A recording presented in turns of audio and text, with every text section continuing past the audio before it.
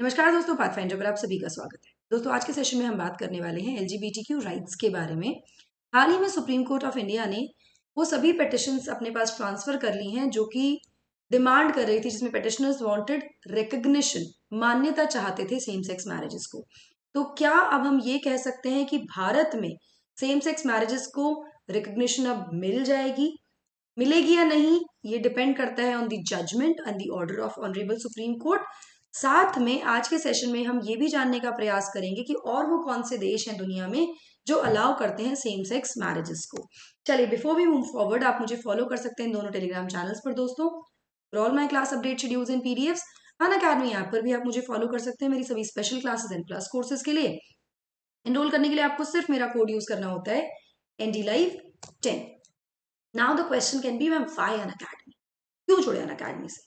देखिए, अनअकैडमी से जुड़ने के बहुत सारे फायदे हैं, जैसे आपको डेडिकेटेड डाउट सॉल्विंग मिलती है, अनलिमिटेड व्यूज मिलते हैं लेक्चर्स पे, यानी कि अगर आपने सब्सक्रिप्शन लिया है तो आप कितनी बार भी रिकॉर्डेड सेशंस और लाइव क्लासेस देख सकते हो। फ्लेक्सिबिलिटी मिलती है अपने कोर्स को चेंज करने की, वाइडेस्ट चॉइस ऑफ एजुकेटर्स मिलती हैं आपको along with the results. Now, अगर आप मेरा कोड यूज करते हैं DLive10 for Unacademy subscription, you can avail 10% flat discount, या जो भी बेस्ट डिस्काउंट अवेलेबल होगा प्लेटफॉर्म पर वो आपको इस कोड से मिल जाता है। प्लस आइकॉनिक या फिर कॉम्बो सब्सक्रिप्शन या ऑप्शनल सब्सक्रिप्शन के लिए भी आप इस कोड का इस्तेमाल कर सकते हैं to avail the discount here. चलिए, न्यूज देख लेते हैं। तो सुप्रीम कोर्ट ने फ्राइडे को ट्रांसफर कर लिए हैं अपने पास वो सभी बैच ऑफ पिटिशंस जो कि डाली गई थी to seek recognition of same sex marriages. ये पिटिशंस पेंडिंग थी दिल्ली और केरला हाई कोर्ट के सामने, वहां से इनको ट्रांसफर कर लिया गया है।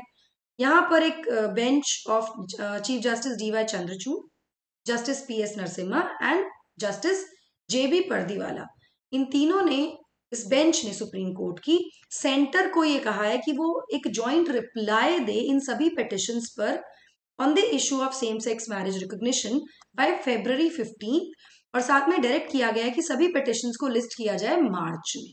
तो मार्च में इस पे हियरिंग शुरू हो जाएगी एंड उसके बाद ही will get to know whether Bharat में सेम सेक्स मैरिजेस को रिकॉग्निशन मिलेगा या नहीं मिलेगा। ना हम ये कह सकते हैं कि 2018 के जजमेंट के बाद सुप्रीम कोर्ट के, जब सुप्रीम कोर्ट ने रीड डाउन कर दिया था सेक्शन 377 ऑफ IPC, खारिज कर दिया था, एक तरह से स्ट्राइक डाउन कर दिया था उसको, उसके बाद से ये पहला केस है या बड़ा इंटरवेंशन है LGBTQ राइट्स पर, जहां पर सुप्रीम कोर्ट ने पिटिशंस को अपने पास ट्रांसफर किया है। तो 2018 में हुआ क्या था एग्जैक्टली, क्या सिचुएशन थी? तो ऑनरेबल सुप्रीम कोर्ट की 5 जजेस कॉन्स्टिट्यूशन बेंच ने एक path breaking unanimous judgement deliver किया था 6 सितंबर 2018 को, जहां पर यह कहा गया था कि consensual sex among the consenting adults, चाहे वो होमोसेक्सुअल्स हो या हेट्रोसेक्सुअल्स हो, प्राइवेट स्पेस में क्राइम नहीं है। और इसके द्वारा ऑनरेबल सुप्रीम कोर्ट ने स्ट्राइक डाउन कर दिया था एक part of British era penal law जो कि क्रिमिनलाइज करता था इसको पहले। ठीक है, ये कहते हुए कि it violated the constitutional right to equality and dignity. ठीक, तो ये 2018 में हुआ था। उसके बाद से जहां एक तरफ the sex between the consenting adults was not decriminalise, वहीं सेम सेक्स मैरिज को रिकॉग्निशन अभी भारत में नहीं मिला है, जिसके संबंध में पिटिशंस गई भी हुई हैं। आगे देखते हैं कि बाकी देशों में क्या स्थिति है। तो अधिकतर कंट्रीज में सेम सेक्स मैरिज को अलाउ किया गया है और मैरिज इक्वालिटी को इंट्रोड्यूस किया गया है बाय लॉ, लेजिस्लेशन के द्वारा, मतलब पार्लियामेंट ने लॉ बनाकर इसको अप्रूव कर दिया है, अलाउ कर दिया। गे मैरिज को रिकॉग्नाइज किया गया कोर्ट रूलिंग के बाद 10 कंट्रीज, जब कोर्ट ने इसको रूलिंग दी है उसके बाद रिकॉग्निशन मिला है। अगर हम यूनाइटेड स्टेट्स की बात करें सबसे पहले, तो 2015 में supreme court of United states ने 5:4 की रूलिंग से रिकॉग्नाइज किया था गे मैरिजेस को।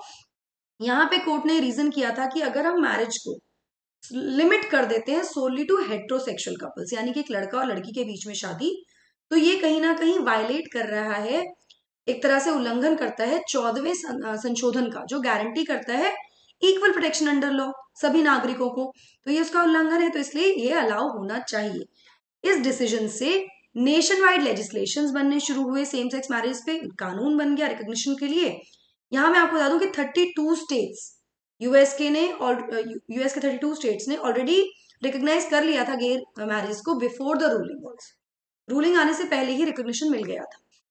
2003 में Massachusetts became the first state in United states जिसने लीगलाइज किया था सेम सेक्स मैरिजेस को सुप्रीम कोर्ट की रूलिंग को फॉलो करते हुए। ठीक है ना। साउथ अफ्रीका की बात करें अगर, तो साउथ अफ्रीका पहला अफ्रीकन कंट्री है जिसने लीगलाइज किया है सेम सेक्स मैरिजेस को इन 2006। यहां पर भी हाईएस्ट कोर्ट के डिसीजन को फॉलो करते हुए लेजिस्लेशन लाया गया। ठीक है, जहां पर यह कहा गया कि हेट्रोसेक्सुअल ओनली मैरिज पॉलिसी जो है कि केवल एक लड़का और लड़की के बीच में ही शादी होगी, समलैंगिक शादियां नहीं हो सकती हैं, ये पॉलिसी जो है ये उल्लंघन करती है इक्वल राइट्स को जो कि गारंटी की गई है और संविधान में दी गई है। ठीक है, तो यहाँ पर भी रूलिंग के बाद ही ऐसा हुआ। अगर ताइवान की बात करें तो 2019 में ताइवान पहला एशियन कंट्री बना जिसने रिकॉग्नाइज किया सेम सेक्स मैरिजेस को, और ये लेजिस्लेशन लाया गया था कोर्ट ऑर्डर को फॉलो करने के बाद ही 2017 में। ऑस्ट्रेलिया, आयरलैंड, स्विट्जरलैंड की अगर हम बात करें तो अगेन यहाँ पर एक नेशन वाइड रेफरेंडम हुआ 2017 में ऑस्ट्रेलिया में। तब ऑस्ट्रेलियन पार्लियामेंट ने लॉ पास किया जिसमें उन्होंने रिकॉग्नाइज किया सेम सेक्स मैरिजेस को।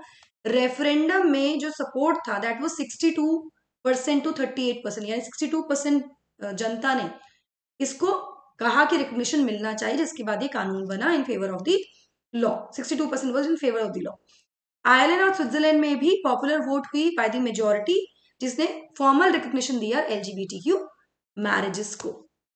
वहीं अर्जेंटीना की बात करें तो 2010 में अर्जेंटीना पहला लैटिन अमेरिकन कंट्री बन गया और 10वां कंट्री बना दुनिया में जिसने अलाउ किया सेम सेक्स मैरिजेस को nationwide, even before a national law was pass. जब तक राष्ट्र मतलब एक नेशनल लॉ पास नहीं हुआ, कुछ सिटीज ने और लोकल यूनिट्स ने ऑलरेडी अलाउ कर दिया था civil union of gay couples. तो नेशनल लॉ बनने से पहले भी कुछ क्षेत्रों में इसको रिकॉग्निशन अलाउ कर दिया गया था कानूनी तौर पर। ठीक है, अगर कनाडा की बात करें तो सेम सेक्स कपल जो है कनाडा में, उन्होंने भी काफी इंजॉय किया है लीगल बेनिफिट्स, मतलब उनको भी ये रिकॉग्निशन दिया गया है, लीगल बेनिफिट्स हैं जो मिलते हैं ऑफ मैरिज सिंस 1999 से, जब फेडरल और प्रोविंशियल गवर्नमेंट ने एक्सटेंड किया था मैरिजेस को under the common law to LGBTQ couples. इसके बाद से एक के बाद एक कुछ लॉज बने सब्जेक्ट पे जो कि लागू हुए 2003 के बाद से, जिसमें सेम सेक्स मैरिज को लीगल कर दिया गया कनाडा के 9 प्रोविंसेस में। 9 of Canada 13 province and territories 9 में लीगलाइज कर दिया गया। इसके बाद इसको फॉर्मल रिकॉग्नाइज किया गया 2005 में बाय कनाडाज पार्लियामेंट। उसके बाद से एक नेशन वाइड लेजिस्लेशन पास हुआ था इस इफेक्ट में।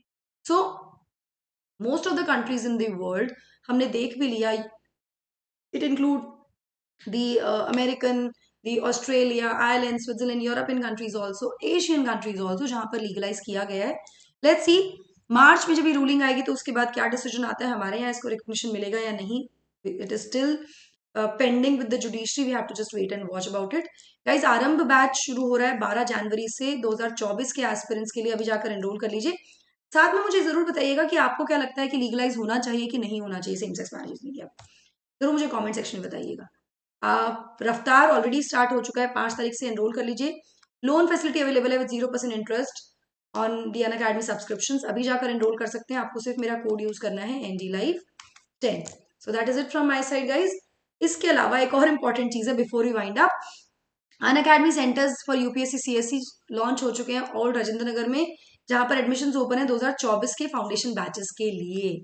NDLive10 कोड यूज कीजिए और सब्सक्राइब कर लीजिए, जाकर एनरोल कर लीजिए इन बैचेस के लिए भी। That is it from my side. I hope you like the session. Do not forget to like, share and subscribe to the channel, and also hit the bell icon so that you get notifications about our latest updates. Thank you so much. God bless. Take care.